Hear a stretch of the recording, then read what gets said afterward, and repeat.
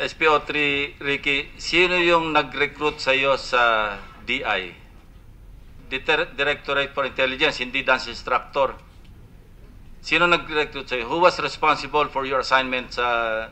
Kasi yun ang naging parang gateway mo, hindi ba?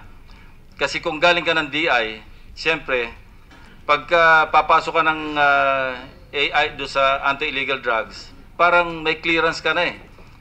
Eh, mas sensitive yung position sa DI, na-assign ka doon. Parang, as a matter of course, parang isipin ng bagong unit na pupuntahan mo, hindi, medyo cleared na to kasi ang security clearance mo medyo mataas. So, sino yung nagpasok sa iyo sa Directorate for Intelligence ng PNP? Sir, nag-apply po ako ron.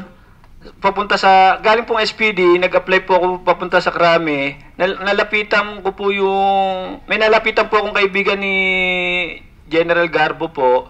Tapos, hindi ko naman personal na nakaharap si General Garbo. Nirefer po ako ron sa... In other words, ang nagpasok sa iyo sa Directorate for Intelligence, si retired Deputy Director General Garbo. Hindi rin po kasi pinadaan po ako. Sabi mo, may kaibigan ka nga lumapit, nakakilala ni General Garbo. Opo.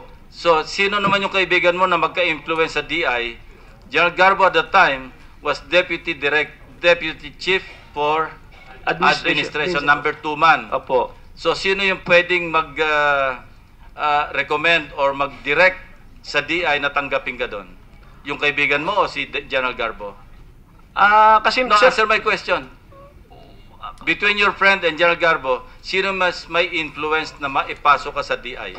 Si General Garbo po. Yun.